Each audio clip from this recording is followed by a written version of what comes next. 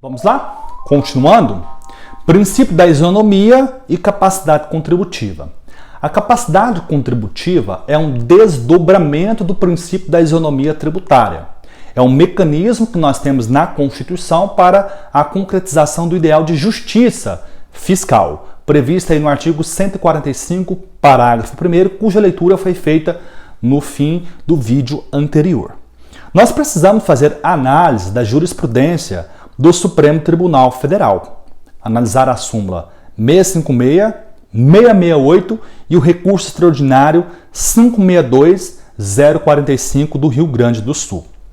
Percebam, a capacidade contributiva é um desdobramento do princípio da isonomia. E a capacidade contributiva tem como um instrumento a progressividade de alíquotas. A progressividade de alíquotas, ela é um instrumento normativo que permite a concretização da capacidade contributiva. No sentido de que, dentro da lógica da progressividade, quanto maior for a capacidade contributiva, maior será a alíquota. Esta realidade ela é muito clara no imposto de renda. No imposto de renda, quanto maior for a renda, maior será a alíquota. Ela começa zerada, isenta, depois passa para a alíquota de 7,5%, 15%, 22,5% até 27,5%. Nós precisamos analisar a jurisprudência do Supremo Tribunal Federal em relação a essas súmulas 656, 668 e o recurso extraordinário.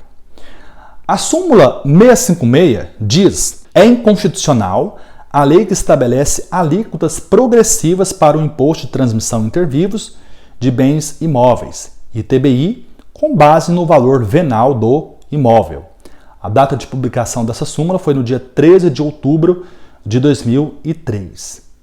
A súmula 668 dispõe: é inconstitucional a lei municipal que tenha estabelecido, antes da emenda constitucional 29 de 2000, alíquotas progressivas para o IPTU, salvo se destinada a assegurar o cumprimento da função social da propriedade urbana, publicada na mesma data.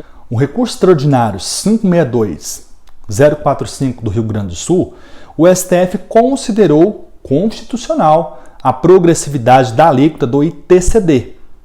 E, não obstante a classificação dos impostos em real ou pessoal, o STF, com julgamento desse recurso, determinou que todos os impostos estariam sujeitos ao princípio da capacidade contributiva, de forma que possibilitou a progressividade da alíquota do ITCD, dando uma interpretação mais ampla do artigo 145, parágrafo 1º da Constituição. A publicação desse acórdão foi no dia 27 de novembro de 2013. Em síntese, a progressividade, conforme eu disse, é a técnica por excelência que concretiza a capacidade contributiva. Consiste no aumento progressivo das alíquotas na medida em que a base de cálculo é aumentada. O imposto que demonstra com clareza a progressividade é o imposto sobre a renda, conforme eu disse para vocês.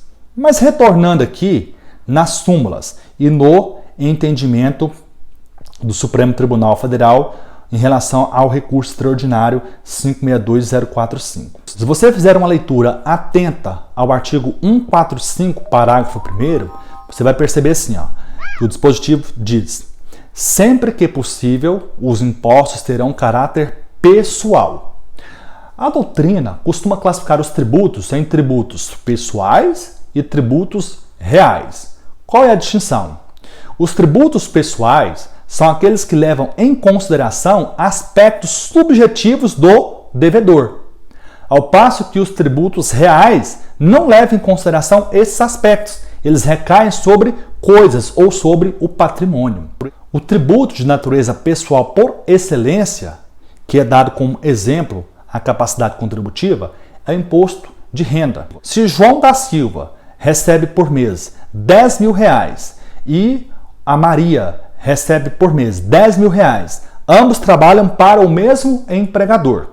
Se o José da Silva ele é solteiro, não tem dependentes, e a Maria é casada, tem dependentes, tem despesa com hospital, com plano de saúde, com educação, apesar de a renda nominal ser a mesma, Percebam que deve, por uma determinação constitucional e legal, ter um tratamento diferente da Maria com o João da Silva. Compreenderam? Agora vamos imaginar em relação a um imposto real, como o IPVA, por exemplo, ou IPTU. Vamos imaginar que a Maria tenha um determinado veículo.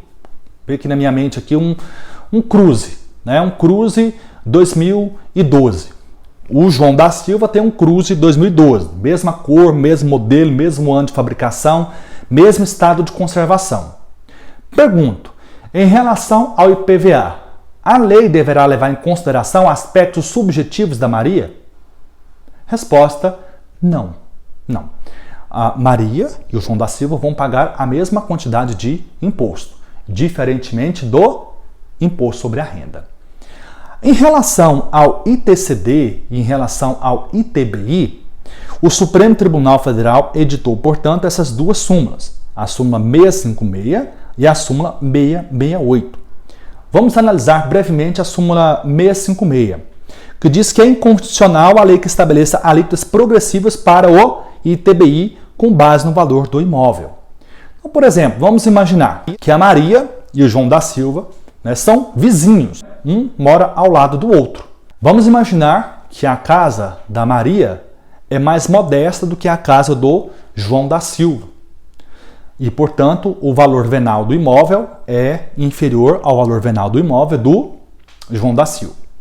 Ambos alienam os seus imóveis. A Maria aliena seu imóvel, o João da Silva aliena o seu imóvel. Os adquirentes deverão pagar uma alíquota diferente em relação a essas alienações? Vamos imaginar aqui, o imóvel da Maria vale 100 mil reais, o imóvel do João da Silva vale 150 mil reais. A alíquota do imóvel do João da Silva deverá ser maior do que a alíquota do imóvel da Maria? De acordo com o Supremo Tribunal Federal, nesta súmula 656, não. Se a legislação municipal previsse a alíquota progressiva em razão do valor do imóvel, essa lei seria inconstitucional. Súmula 656, publicada em 13 de outubro de 2003. Agora, observem. A súmula 668 diz: é inconstitucional a lei municipal que tenha estabelecido, antes da emenda constitucional 29 de 2000, alíquotas progressivas para o IPTU, salvo se destinada a assegurar o cumprimento da função social da propriedade urbana. Em relação ao IPTU, atualmente, a Constituição da República autoriza a progressividade das alíquotas em duas situações. A primeira, que já era prevista desde a promulgação da Constituição da República, é a progressividade de alíquotas para atender ou para obrigar o proprietário ao cumprimento da função social da propriedade, instrumento previsto lá no artigo 182, parágrafo 4º, inciso 2 da Constituição da República. Já a progressividade de alíquotas no IPTU, que não tenha por objetivo obrigar o proprietário ao cumprimento da função social da propriedade, foi previsto na Constituição com a inserção da emenda constitucional 29 de 2000. O que o Supremo entendeu nos precedentes que levaram à edição da súmula 668? Alguns municípios editaram leis antes da emenda constitucional 29 de 2000, prevendo a progressividade de alíquotas do IPTU fora das hipóteses do artigo 182, parágrafo 4º, inciso 2, qual seja, forçar o proprietário ao cumprimento da função social da propriedade. O que o Supremo diz? Se esta lei municipal foi editada antes da emenda 29 de 2000, ela é inconstitucional. Por quê? Porque na compreensão do Supremo só seria possível a adoção de alíquotas progressivas para os impostos pessoais. O IPTU é, por excelência, um imposto real. Ocorre que, em 2013, 10 anos depois, o Supremo entendeu isso aqui de forma diferente. Entendeu que todos os impostos estariam sujeitos ao princípio da capacidade contributiva, pouco importando se era um imposto real ou um imposto pessoal. Esta decisão do Supremo, aqui no RE 562045, diz respeito ao ITCD ou ITCMD, Em Goiás é ITCMD. Essa decisão do Supremo diz respeito ao ITCD. Só que o ITCD tem um perfil muito semelhante ao ITBI. A diferença é que o ITBI incide sobre a transmissão onerosa de bens imóveis, ao passo que o ITCD ou ITCMD incide sobre a transmissão gratuita ou causa-morte de bens móveis ou imóveis. O ITBI é um imposto municipal, o ITCMD é um imposto estadual. Mas o perfil deles é muito semelhante, uma vez que tanto o ITBI quanto o ITCMD, eles incidem sobre a transmissão de um patrimônio ou de direitos. Logo, a partir do julgamento do RE 562045, surgiram vozes na doutrina dizendo que o entendimento do Supremo, plasmado nas súmulas que nós estudamos, 656 e 668, é um entendimento superado. Agora você precisa ficar alerta que essas súmulas não foram formalmente canceladas. E esse entendimento que está plasmado no RE 562045 já foi diversas vezes reproduzido pelo Supremo em outros precedentes. Em síntese, as súmulas 656 e 668 não foram formalmente canceladas. O RE 562045 é o lead case que representa o último entendimento da Corte sobre o tema. E para o STF, com base no último entendimento, o princípio da capacidade contributiva pode e deve ser aplicado a qualquer imposto, real ou pessoal. A Constituição da República prevê a progressividade apenas para os seguintes impostos: o imposto de renda, o ITR e o IPTU. Então, a Constituição prevê de forma explícita, ela determina que as alíquotas para o IR, para o ITR e para o IPTU sejam progressivos. Vamos analisar alguns precedentes na jurisprudência do Supremo Tribunal relacionados ao princípio da isonomia tributária. Segundo o Supremo Tribunal Federal, fere o princípio da isonomia a discriminação com base na função ou ocupação exercida. Vamos dar um exemplo. É muito comum, até hoje, infelizmente, municípios concederem isenção de IPTU para servidores públicos. É comum municípios concederem, por exemplo, isenção de IPTU para servidores públicos municipais. O simples fato de ser um servidor público do município é um fator de descrime que legitima a isenção, ou seja, a desoneração tributária? Resposta: evidente que não. E percebam que a Constituição, no artigo 145, parágrafo 1º, veda isso, tá? Ou no artigo 150, inciso 2. Então, fere o princípio da isonomia à discriminação com base na função ou ocupação exercida. Por exemplo, o oficial de justiça, ele teria isenção de ICMS ou de IPVA. Ele não paga IPVA, não paga ICMS. Negativo. O Supremo diz que isso é inconstitucional. Na ADI 3260, o Supremo entendeu que fere o princípio da isonomia, lei complementar estadual que é isenta membros do Ministério Público do pagamento de custas judiciais, notariais, cartorárias e quaisquer taxas ou emolumentos. Vejam só que interessante. Pelo simples fato de você ser promotor de justiça, procurador de justiça, procurador do trabalho, ou seja, membro do Ministério Público, você não pagaria custas judiciais, notariais, cartorárias e quaisquer taxas ou emolumentos, pelo simples fato de ser promotor. Percebam, o fato de você ser promotor ou ser membro do Ministério Público, isso afeta a sua capacidade contributiva? Resposta: objetivamente, não. Ocorre que nós tínhamos leis estaduais que traziam esse absurdo.